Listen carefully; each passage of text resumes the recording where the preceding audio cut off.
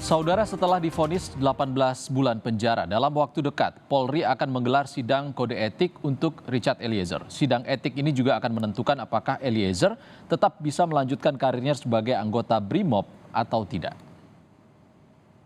Jatuhkan pidana terhadap terdakwa Richard Eliezer Budiang Lumiu dengan pidana penjara selama 1 tahun dan 6 bulan.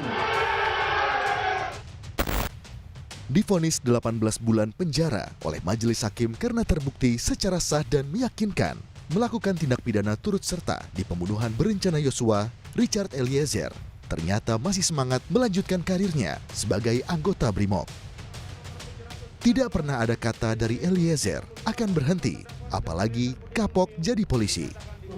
Jadi kalau bicara tentang keinginannya untuk melanjutkan sebagai seorang anggota Polri atau BRIMOB, sudah pasti itu memang keinginannya yang sungguh-sungguh luar biasa. Jadi dia tidak pernah ada kata-kata bahwa dia akan berhenti menjadi polisi. Enggak, tetap dia bersemangat untuk melanjutkan cita-citanya.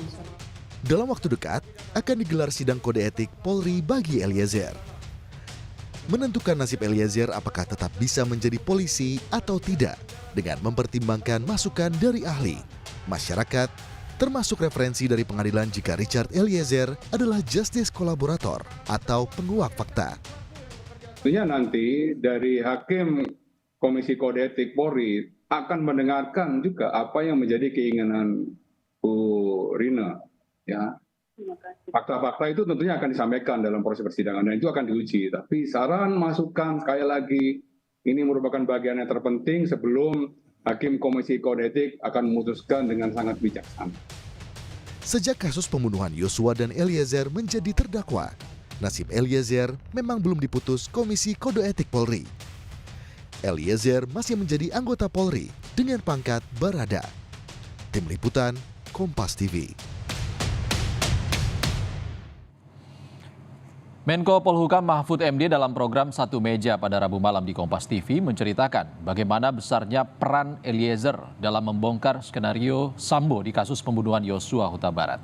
Mahfud juga menyinggung peran pengacara keluarga Yosua Huta Barat, Kamarudin Simanjuntak.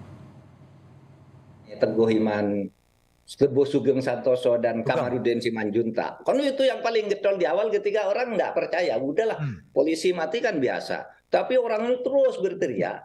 Sampai saya yang ada di Mekah juga, loh, ini nampaknya ada sesuatu. Saya ngomong dari Mekah, ini tidak wajar kematiannya. Karena saya mengikuti itu. Apa-apa yang dikatakan oleh Kamarudin dan Teguh. Ini pasti ada sesuatu. Maka saya ngomong dari Mekah. Pokoknya kita ganti perspektif. Begitu saya pulang ke Indonesia, saya panggil Kompolnas. Apa perspektifmu? Kok ini begini? Kira-kira percayalah pada skenario Sambo bahwa ini. Nggak bisa, itu perspektifnya salah, saya bilang. Harus balik.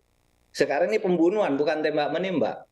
Bagaimana? Saya tunjukkan semua nih, kejanggalan-kejanggalan mulai dari jumpa pers, mulai dari pengungkapannya terlambat 2 hari dari hari kejadiannya karena katanya hari libur. Saya tanya, sejak kapan kalau hari libur lalu penyidikan pidana itu lalu ditutup? Kan gitu, itu tidak ada liburnya. Kemudian penjelasannya juga tidak jelas. Kemudian saya dengar, gimana? Kamu sudah ke TKP, TKP udah berubah semua, ubah perspektifnya. Mari kita kerjasama ini. Pokoknya harus diulang ekshumasi, diadakan ekshumasi. Kemudian ini tidak akan terbuka kalau di Propam itu tidak diangkat, tidak dipindai semua. Karena di situ ditutup, orang mau masuk itu dilarang. Sementara TKP-nya udah hilang. Baru Pak Kapolri kan dipindah malam itu juga, besoknya ngaku. Karena dipisahkan satu sama lain. Nah di situ kemudian muncul semua. Nah dari sudut ini, maka sebenarnya putusan hakim ini menurut saya sudah tepat ya. Ketika dia memberi keringanan kepada Eliezer. Karena dia orang ini sebenarnya kalau dia tidak bicara, tetap ngaku saya yang membunuh, bahkan Komnas HAM percaya kan itu ketika meriksa lalu datang ke tempat saya, enggak Pak, yang bunuh Eliezer sudah ngaku, begitu ke tempat saya tetap tidak percaya. Besoknya ngaku kan bahwa bukan saya yang membunuh, tapi ini pembunuhan, ini skenario. Nah di situ lalu terbuka semua, dan ini yang menyebabkan kita lalu menjadi kompak. Ini harus lawan rame-rame gitu. Usai vonis oleh majelis hakim, dalam waktu dekat akan digelar sidang kode etik Polri untuk Eliezer. Apakah Eliezer tetap bisa menjadi anggota BRIMOB? Kita tanyakan kepada mantan Kabareskrim Polri, Komjen Purnawirawan Ito Sumardi. Selamat sore Pak Ito. Selamat sore Mas Isam. Salam sehat Pak Ito. Pak Ito, setelah divonis 18 bulan penjara, apakah memungkinkan secara aturan Polri Eliezer kembali aktif sebagai anggota? Ya, kalau mengacu kepada Perkap nomor 7 ya tahun 2022, di sana disebutkan bahwa sanksi pemberhentian dengan tidak hormat bisa dilakukan apabila personil yang mendapatkan ancaman hukuman pidana 5 tahun atau vonis 3 tahun yang sifatnya sudah berketetapan hukum yang tetap atau inkrah. Ya.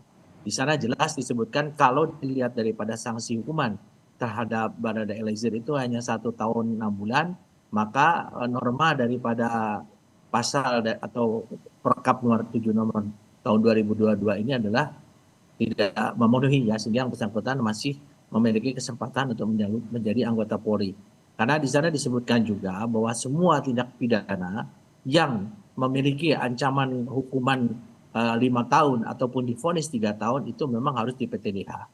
Kecuali untuk kasus-kasus yang sifatnya adalah khusus ya, tindak pidana korupsi, terorisme, tindak pidana narkotik, kemudian pencucian uang, perdagangan orang, ya itu tentunya dikecualikan. Nah kalau lihat daripada Barada Eliezer ini kan yang bersangkutan sudah bertindak sebagai justice kolaborator sehingga telah mengungkap secara seterang-terangnya kasus Duren 3.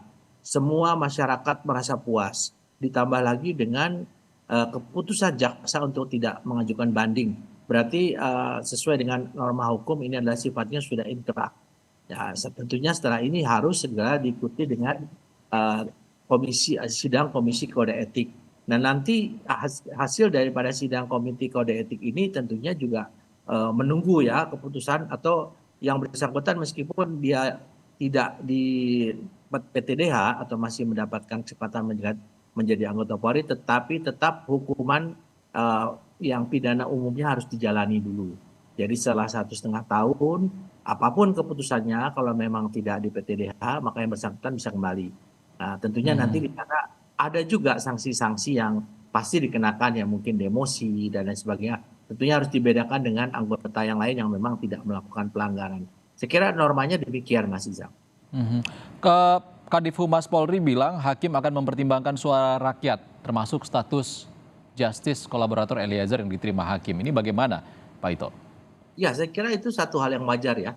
Tidak mungkin Polri ini mengambil satu keputusan dengan mengabaikan suara masyarakat. Ya, kemudian juga Bapak Presiden sudah menyampaikan, kemudian Pak Menko Polhukam sebagai Ketua Kompolnas juga sudah menyampaikan pendapatnya.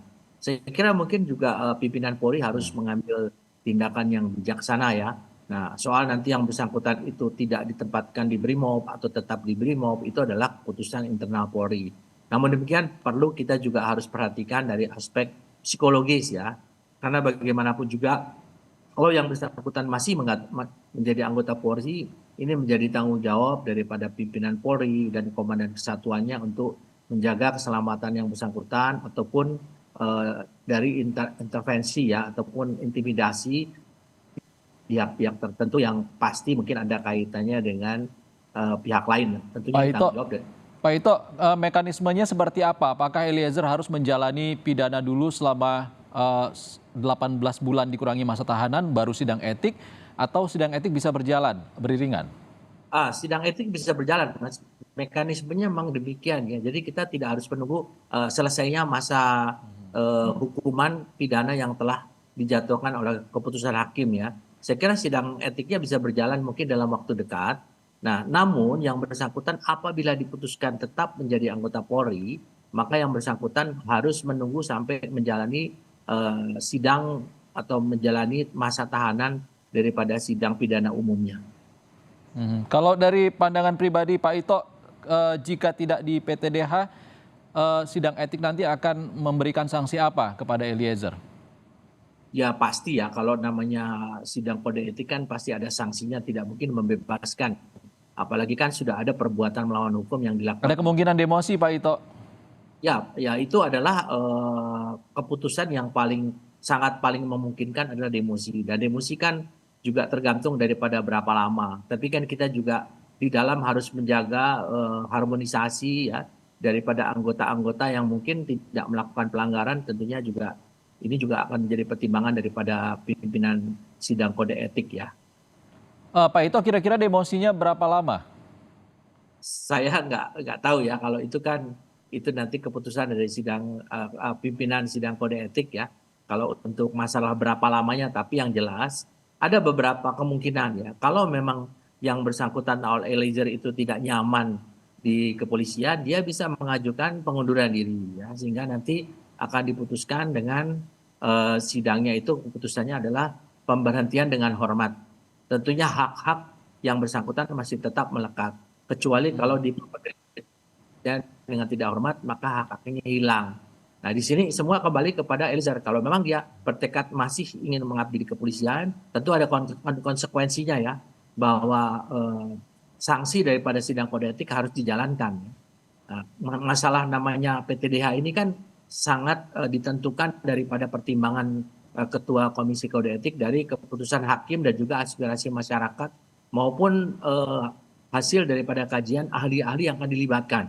Karena di Polri itu ada penasihat ahli Kapolri dan beliau-beliau itulah yang nanti akan memberikan pertimbangan pada pimpinan Polri untuk disampaikan kepada Ketua Komisi Etik. Pak Ito, terakhir dari pengalaman Anda, apakah ada kasus serupa seperti ini sebelumnya?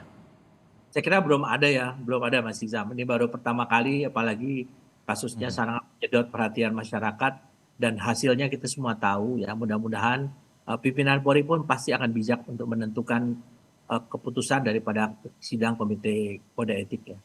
Baik, terima kasih Ito Sumardi, mantan Kabar Eskrim sudah berbagi di Kompas Petang. Terima kasih Pak Ito.